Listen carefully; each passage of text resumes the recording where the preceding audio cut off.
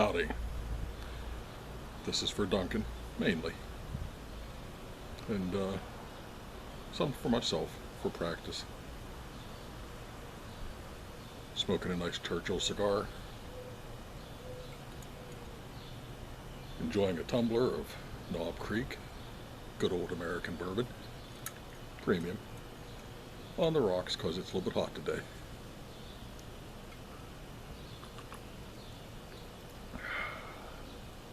Beautiful day to be out in the patio.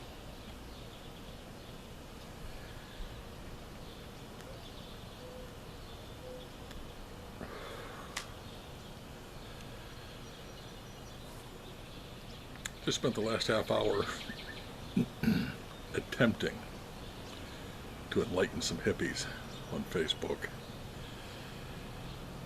I made a disparaging comment about their idol, their icon, their Lord and Master, Barack Obama. Apparently some people were going to stand along the road of the town he was going to visit with Confederate flags. Now, you know my stance on the Confederate flag. Don't care one way or the other too much for it. I don't fly it myself because, let's face it, it's the flag of a bunch of losers. And I don't mean that as in to say you're losers. I mean the Confederacy lost the war. So why would I fly their flag?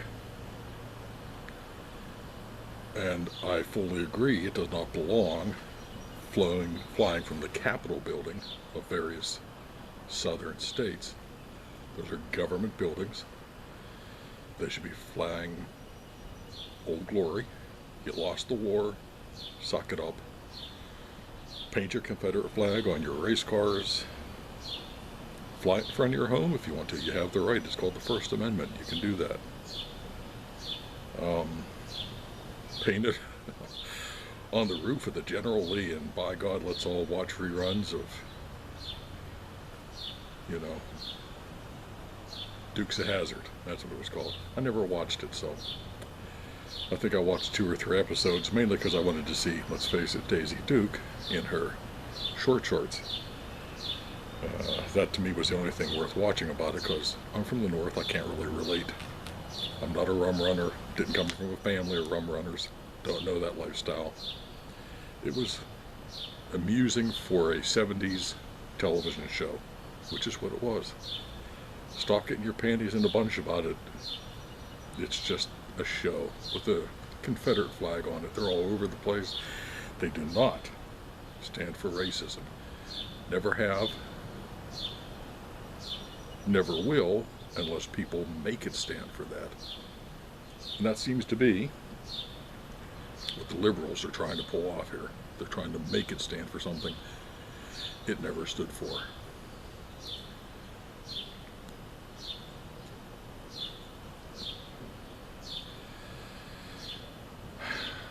Anyway, I made a remark about what trash he is, and he is. Obama. I'm sorry, I digressed for a moment.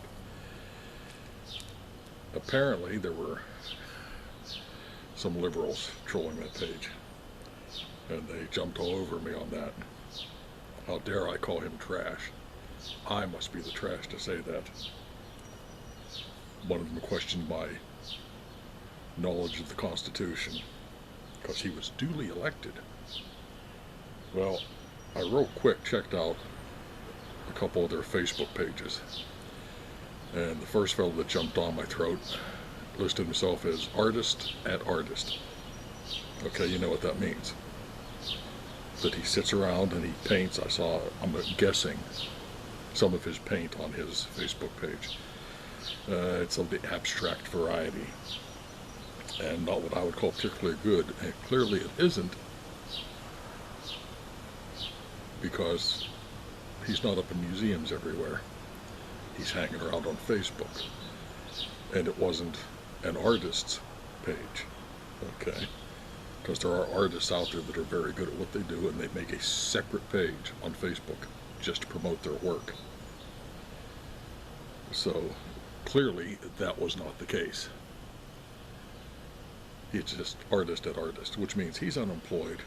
He sits around the house, and I pointed this out. I pointed out that as an artist at artist, he's unemployed, sitting around his house, probably talking on his Obama phone, and enjoying the wonders of the welfare world, which I help provide for him because I work for a living. And I do artistic things too, but that's a sideline. I've never would consider quitting my job so that I could sit around and maybe write a story or do pen and ink sketching, which I like to do, or sculpting, which I like to do. Why would I? There are zillions of folks out there better than me at it. I know that. There are, off the top of my head, I can think of half a dozen people right here in my little town that I'm not even in their league, and they're barely scraping by because there's so many people that can do that.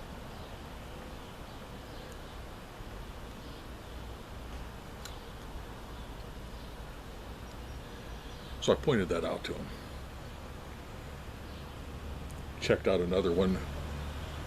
The highlight on her page was studied for BA at whatever university. Not graduated. Not acquired BA, which is Bachelor of Arts. Studied for it. So she didn't even graduate from college, from what I can tell. And if it was a Bachelor of Arts, coming from some liberal arts college, my guess would be, and I pointed this out to her, it was probably something unmarketable, like women's studies or ancient Greek philosophy. And that now she's probably working the counter at McDonald's. And the final one who questioned my knowledge of the Constitution, I just pointed out that clearly I know way more about it than any of them, because they couldn't cite a single instance of me miscommunicating. And we all know that the only reason that Obama got elected twice was the first time, let's face it, there's a younger electorate.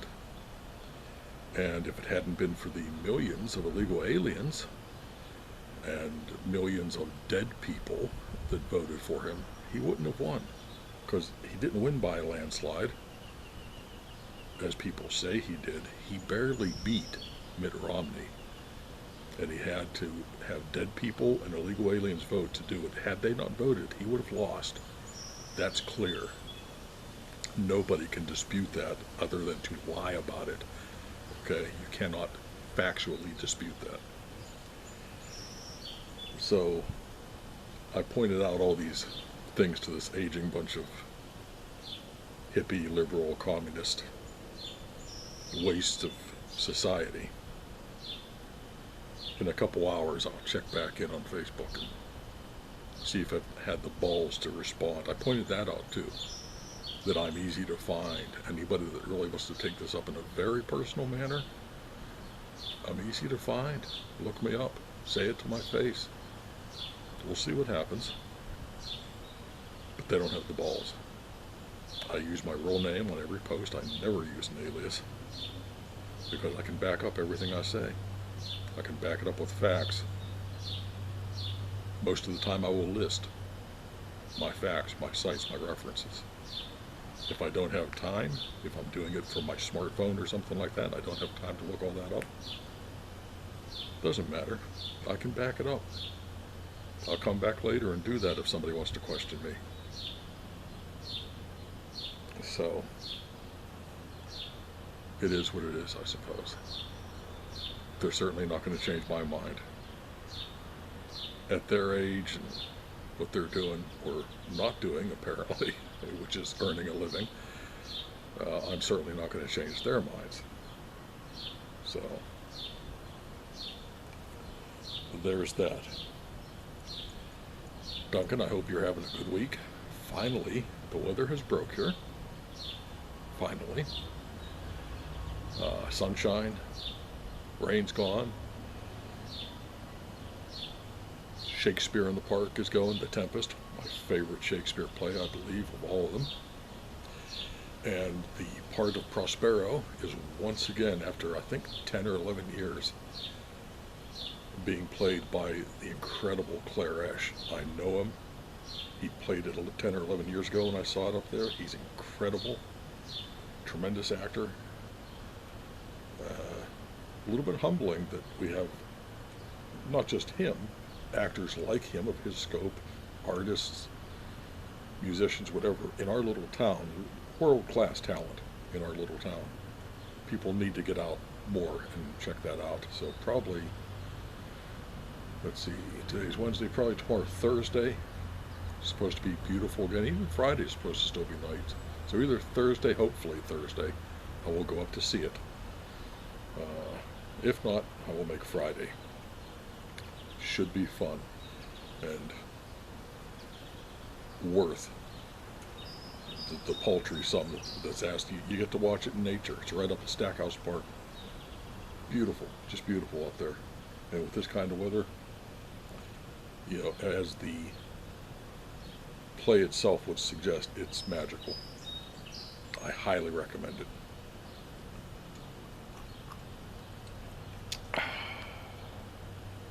Knob Creek, I highly recommend that too.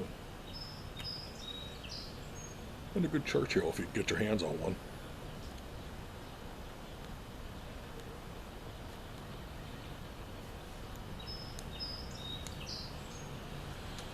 Where was I? Oh, yes.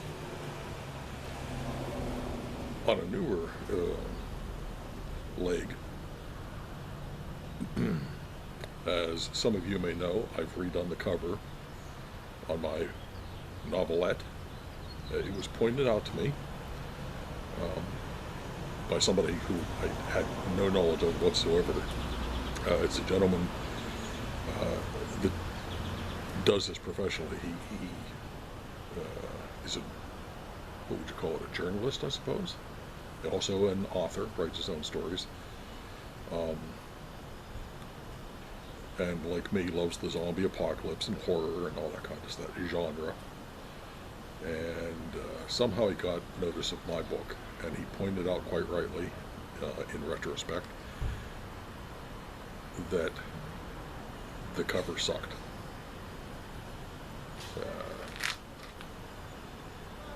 It was more indicative of a self-help book. And once he mentioned that, I looked at it and was able to step back and look at it from the eyes of somebody who knows nothing about it and say, yeah, it pretty much was. So I redid the cover, checked it out first, with friends, with associates, with people I don't know but who are of that bent, on a horror networking site, and they all liked the new cover, so I went with that. The Darkest Hour by Douglas Jeffries, on Amazon, on Smashwords. It's an ebook, and you can get it for any kind of e-reader you have. Check it out. I've got several reviews on it, one from another author that I happen to know from Facebook. Never met him face to face, but I know him. We are of many similar opinions. And he gave it a good review. He enjoyed it. Particularly my usage within the book by my characters of named equipment, weapons, ammunition, equipment that would be needed. He enjoyed that very much, and I'm glad to hear that from him, because that's who I'm catering to. I'm catering to the kind of people that think about this stuff, that know a real weapon, how it actually works. People that know the difference between a clip and a magazine. That drives me crazy when people that allude to the fact that they know guns and then continuously refer to a magazine as a clip. Not the same, folks. Look it up. It's easy to find out about. If you know nothing about guns, do your research if you're going to write about them.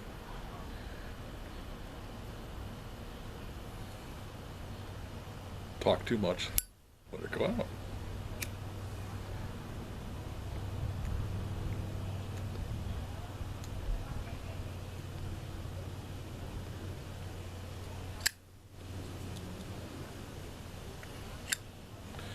Anyway, yeah, so check it out. It's got a new cover.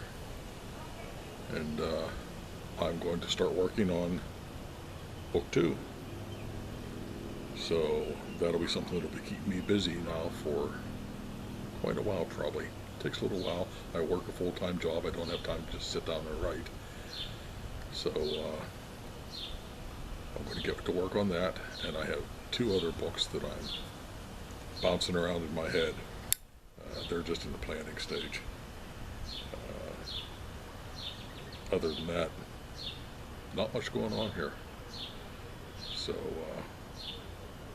I'm going to continue enjoying my drink, enjoying the weather, enjoying my cigar. And when I have more news for you, we'll do this again. Till then, goodbye.